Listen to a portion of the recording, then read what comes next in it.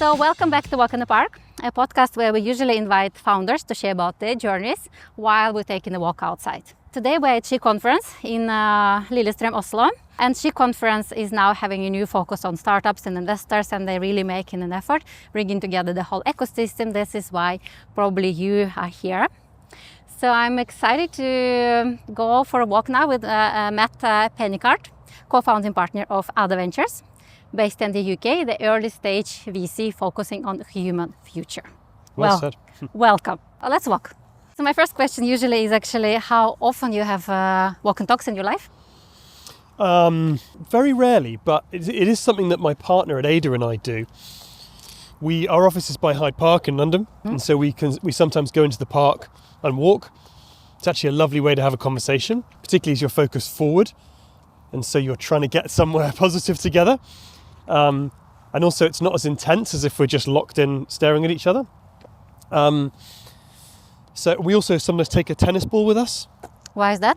To just bounce the ball between each other. Okay. Again, it gives you something to focus on, which you don't need to think about. Kind of helps the conversation a bit.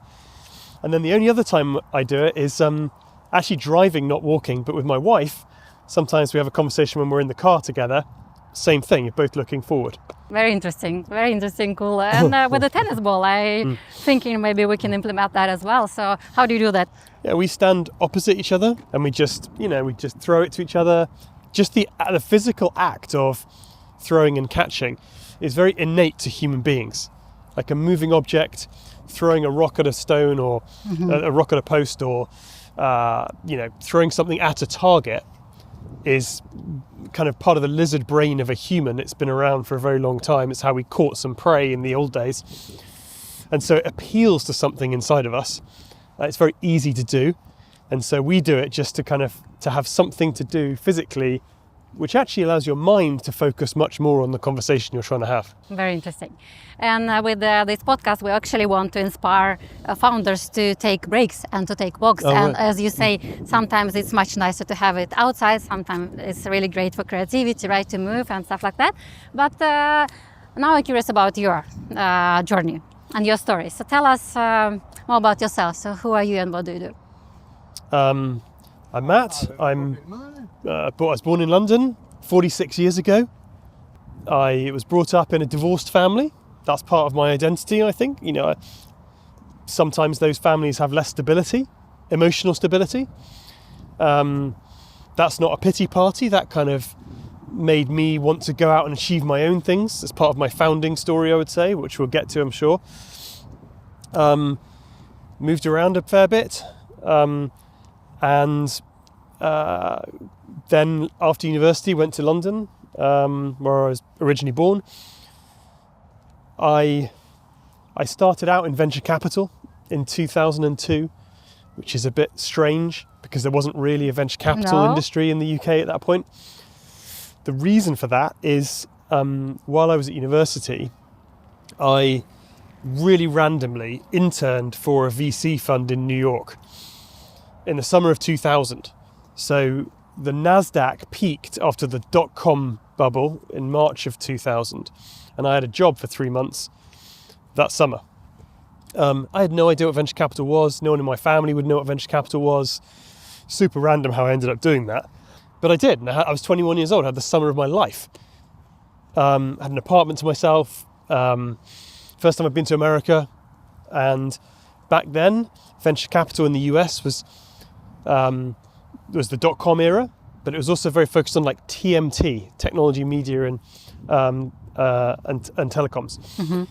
So there's lots of infrastructure investing. Anyway, it was all very exciting. There were multi-billion-dollar startups all the time, and I got the bug. I thought that's what I want to do. I didn't really understand it, but to a young guy, it seemed very exciting. I came back to the UK and finished my degree just about. Wasn't very academic. And I tussled my way into a job in venture capital. As I said, I didn't know what it was. I just felt instinctively like I want to do that. This is the way. And since then you've been into different spaces like private equity, different parts of kind of this whole venture capital system, right? And now you're focusing on pre-seed with Ada Ventures. So tell us more about Ada Ventures. And more than 6 years ago, you started a company. So how did you get the idea? Why human future and why early stage pre-seed. Tell us more about that story. Sure. I mean, the founding principles about Ada Ventures are inclusivity. So we believe that anybody can be a great founder. You don't have to be a certain type of person. The industry is typically funded, to put it bluntly, straight white men with computer science backgrounds. Not exclusively, but typically. And we felt that there were greater returns to be made, both societally and financially for our investors, by having a much more inclusive sort of wider lens than that about who could be a founder. It's also on the other founding principle is investing very early in moonshot style outcomes. That's typically what Silicon Valley does very well, and what actually outside of the Valley we haven't done particularly well, particularly in Europe. So they're the kind of two opportunities, I guess, or the reasons why we started the company. The third aspect to it would be that I just met somebody who I just really gelled with. We both feel we have a complementary partnership. And that I think is key to founding a business. I think it's very hard to do it on your own. Some people can, but I think most people find that hard. And so we found in each other a kind of somebody that gave us confidence that we could be greater than the sum of just two people. That's really why we started the company. Meeting right people at the right time? Yeah, I mean, that was completely random how Czech and I met each other, as many things in life are. But instinctively, we knew something about each other, and it just grew and grew and grew, and it ended up being a 50-50 partnership.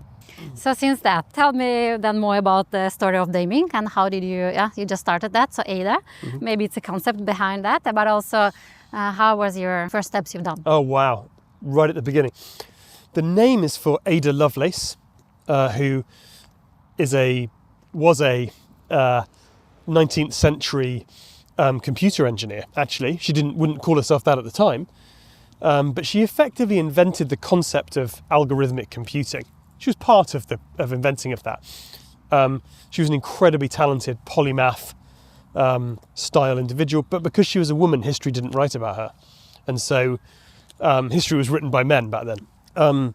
And so our fund is to find the Ada Lovelaces of today, to find people that society, might be overlooking, but actually they're incredibly talented, super motivated and driven. Often because of that adversity, they're even more driven and more resilient. And that's the nature of the founders that we're backing today. That's where the name comes from. The early days of founding it were probably like any founding journey, pretty chaotic, full of ambition and huge amounts of motivation, not much else. We never raised capital before. And so you don't have a venture capital business until you have a venture capital fund to manage. And so we had to go out. The first thing we had to do, apart from sign a partnership agreement, is then go out and try and raise the fund. A tech founder going to raise their first seed capital, we had to go and raise a fund. We were very successful at that, and that's down to lots of luck and factors that went our way. But I think really we found a core set of investors that believed in our proposition, which is, hey, venture capital can actually be done quite differently here. And it's pretty exciting, the sort of returns and the impact that we might be able to have. And so people very quickly said yes or no.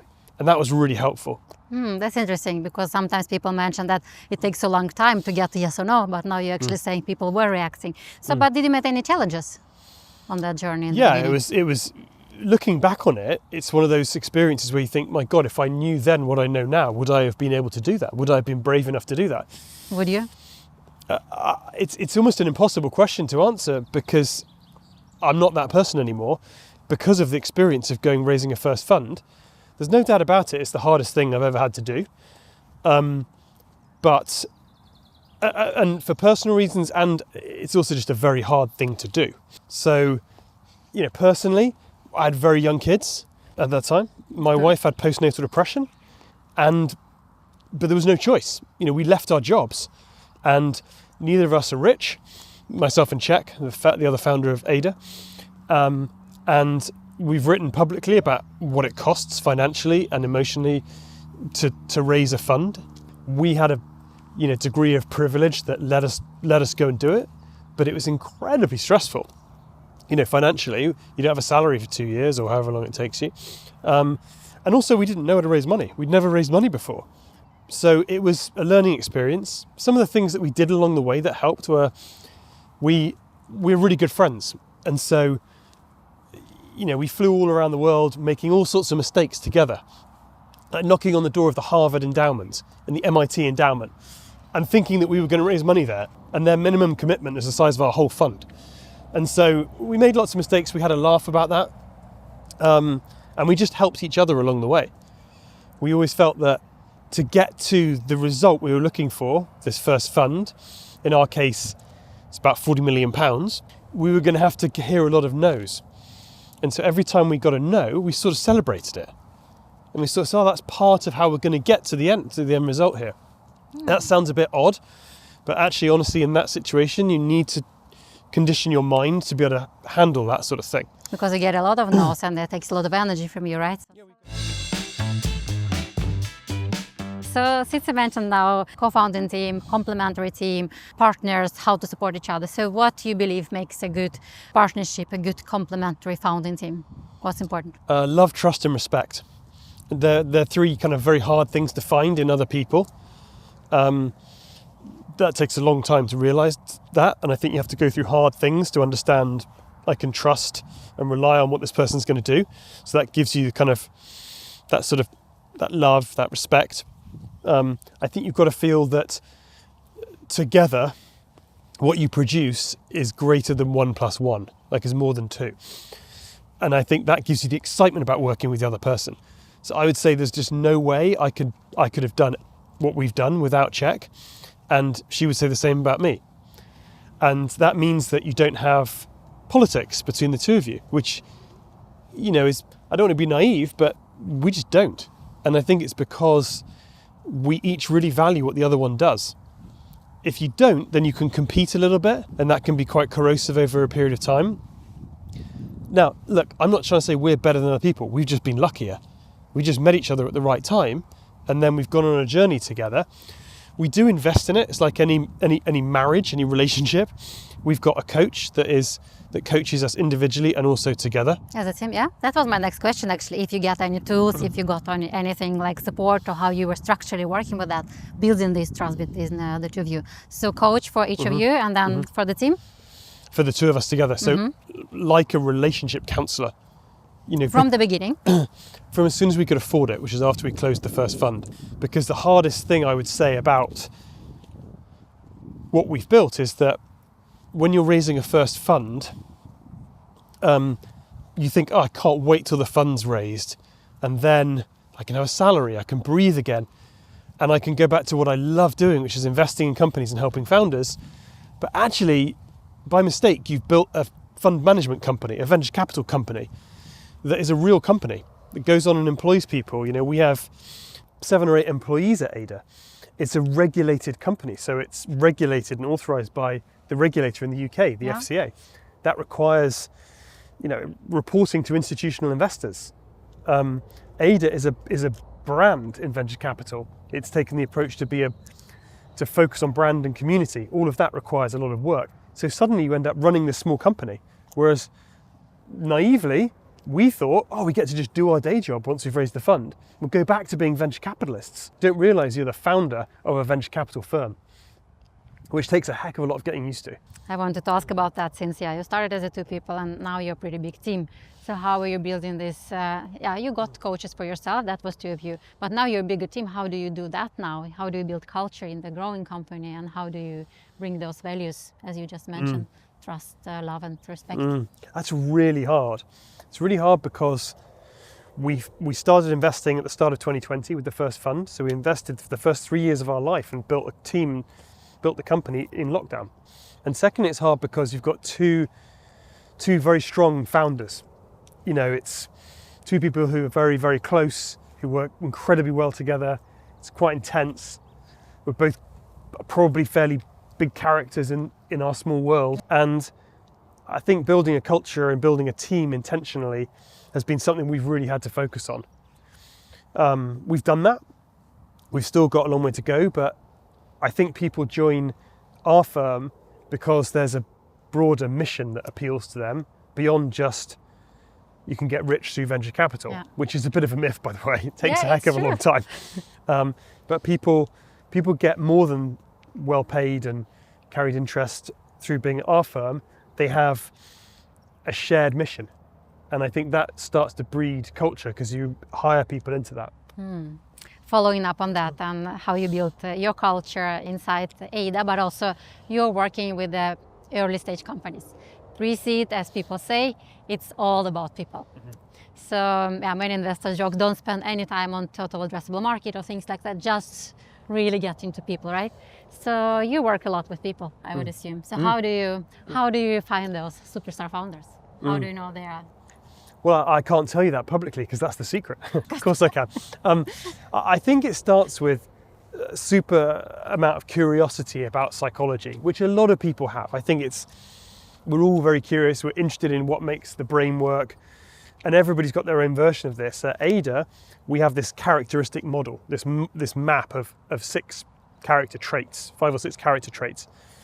that we've identified as being indicators of founders that will be successful, hopefully, in the long run.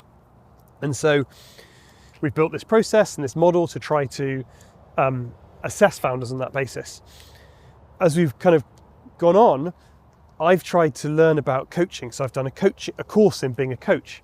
I'm now looking into neurolinguistics and non-verbal communication and techniques. I'm just learning about it now, but it's becoming more and more evident how important that is to the decisions we make about which founders to back. Because to answer your question, when I meet a founder, they already know what to say. Oh, I'm super ambitious. I've got lots of grit and resilience.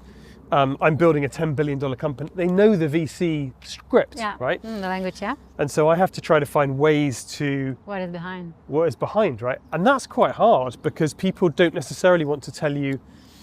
I mean, I'm quite open, right? So I'm happy to talk about some of the things in my life that have maybe who I am today, but that's probably because I'm old. Young founders don't necessarily want to open up to me when I first start talking to them. So the way that I typically do that is to create to be vulnerable myself, to show that this is a place where there's no judgment. And I'm also very honest about it. I say to them, all I'm trying to do here is understand you. I'm not trying to judge you. I'm trying to understand you. Can we work with you? And then try to give direct and honest feedback wherever possible. It's not always possible to do that about the founders, which, as you say, is the most important factor in our investment decisions. But that's part of how we look at it. Kind of scientifically, I would say.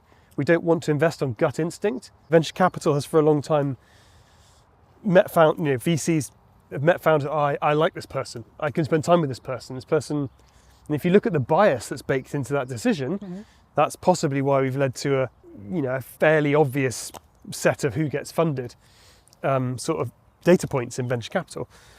And so we try to do it a bit differently and take bias out. So we've all had bias and prejudice training at Ada to understand how our brains work. We've all got biases. Some biases are helpful because they've kept us alive as a species, but they're hardwired into our brain. But they're not the same biases that we want to make good quality investment decisions. How do founders react when you start kind of opening up and being vulnerable and kind of try to build those trust? Generally very, very well, because we get a lot of feedback from founders that they say actually in the meeting a lot of the time, wow, this is not like any other VC conversation I've ever had. And that tells me that we're doing something, for our model, we're doing something right. Not worried about other people, but for our model, it's all about how do I really make a high quality probabilistic decision that founder is gritty and ambitious and all the things we're trying to work out. I can figure out if they're commercial because they're either going to be able to raise money or not, and that's a good indication about whether they're commercial, i.e. can they make sales as the company develops and can they hire the right people. I can figure out if they're super smart relatively easily. But what's really hard is to figure out, is this person going to have staying power? Are they going to have the grit and resilience to keep going when things get really tough, which they inevitably are going to? Yeah. And are they super ambitious to scale something to the point that our model needs, the power law needs it to scale to, or else the model doesn't work for our investors and we don't give them the return that they need. And we're not going deeper into the founder traits now, maybe. We don't have that much time, even though that's really interesting. You mentioned some of them now, right? Yeah. But now about you. since you mentioned what formed you, so do you remember the experience or learnings from any period of your life which really formed you, which really you believe made you where you are today? I would say that some of it is sort of trying to find out who you are as a person. And I realized, probably not that long ago really, that I was trying to people please. That was like part of who I was. And that's just because I wanted to be loved, which probably is something everyone can relate to. But I think by realizing that, I kind of learned that that's not that helpful to making unbiased decisions. So one of my biases when I was meeting founders was I wanted them to like me. That's not actually my job. I'm a nice person, so it's kind of probably going to happen by default. But I don't need to try and achieve that in a meeting like that. I think investors, LPs, have to really like me in check, because actually people do invest in or buy what they like, and that's important. When we're fundraising, we learned that. But with founders, we're going to have a business partnership together for sure. It's important to get along, but it's not my job to try and make them like me in the first meeting. That's not that helpful. And so learning about why I am the way I am, and being, having self-awareness, but also self-love, being proud of who I am, has been a massive unlock, because I've learned that that's not the most important thing. The most important thing is awareness of what we're all trying to do in a given situation, and being emotionally intelligent enough to be open to change tacks in a conversation, to be in conversation, being very, very present. Like, that's just an amazing skill. When you meet somebody who's able to be very present, you feel, well, we can really do something here. Whereas when you meet somebody who's looking over your shoulder, that's okay, it's not their fault, but they're just not ready to be very present in that moment, which is a shame. I would say that's the biggest unlock and the biggest learning for me at this stage.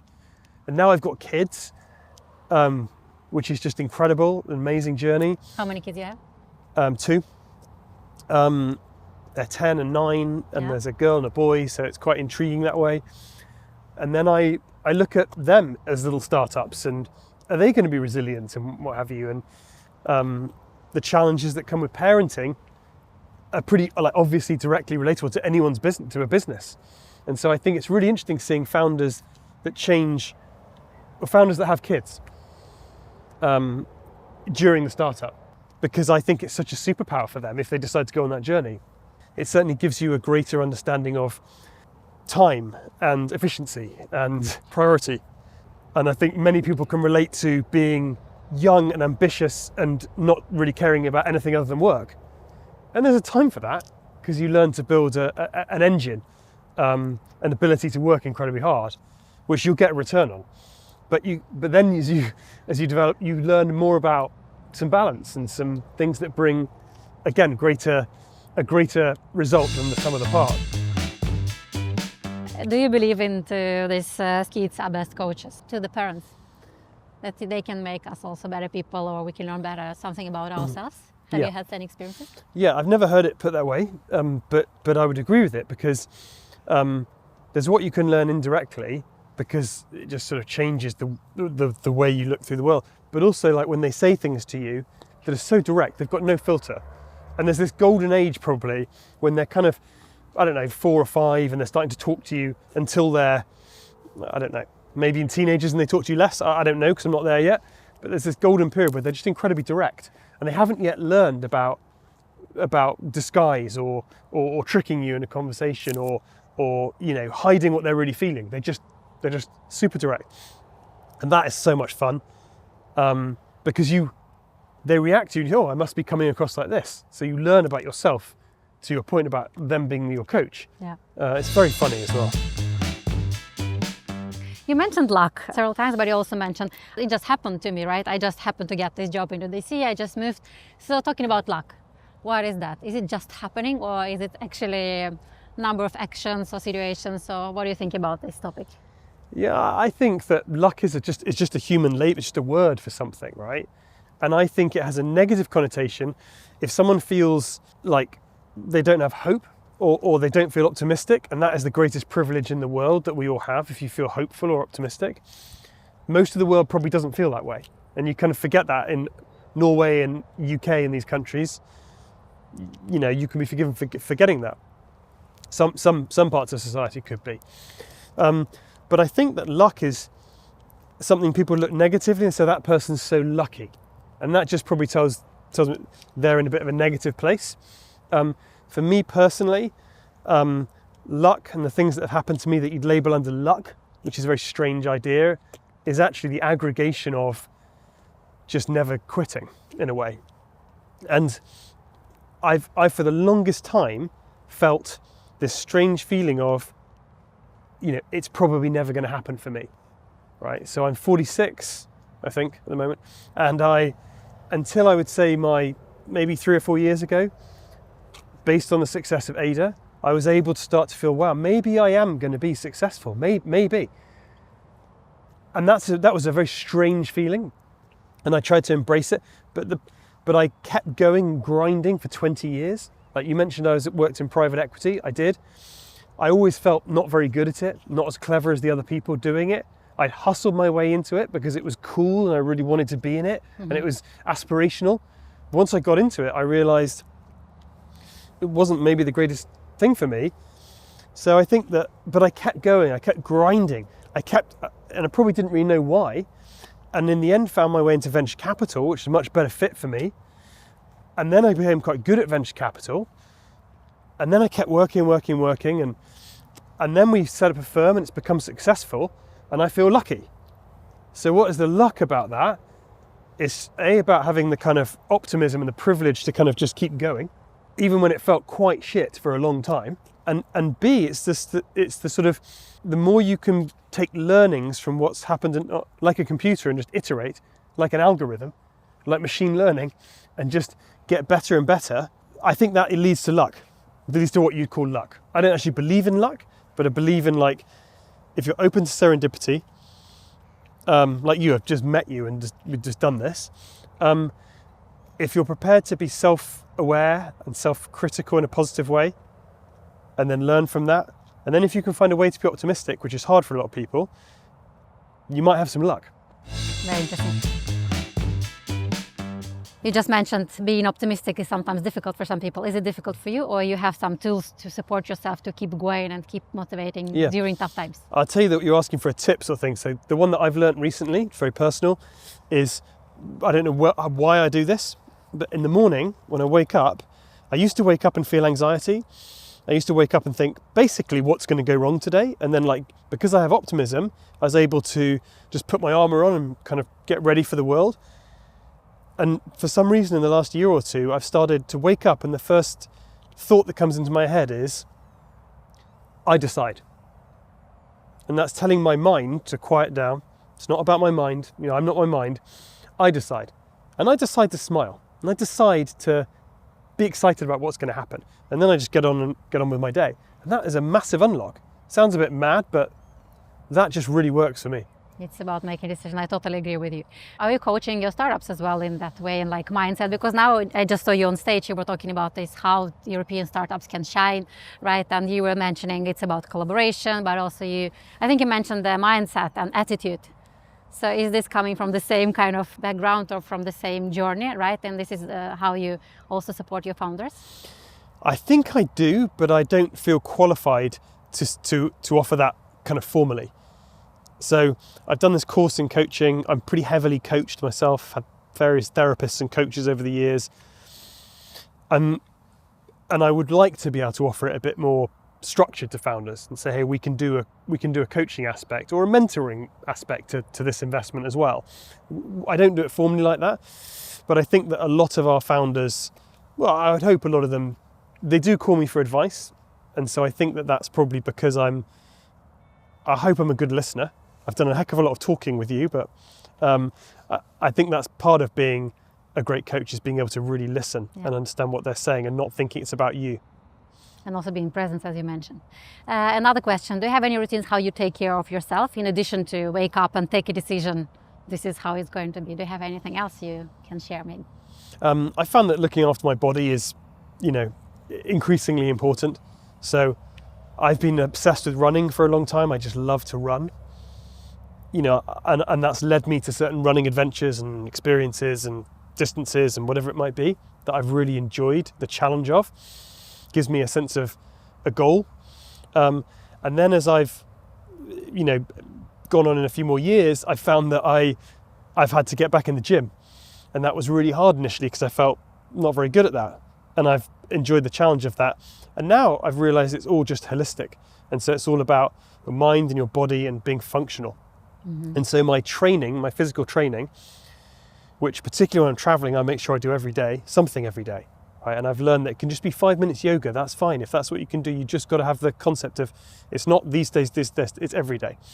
And so I just do something every day, even if it's just 5 minutes of, exercises, whatever, especially when traveling. And that's really helped me. So I do work on my mind. I'm not very good at meditation. I'd love to be good at meditation. That would be great. But just picking up different things along the way makes me appreciate what an incredible journey it is. Just keep learning. And it happens to give me loads of energy because I'm fit as a result. Exactly.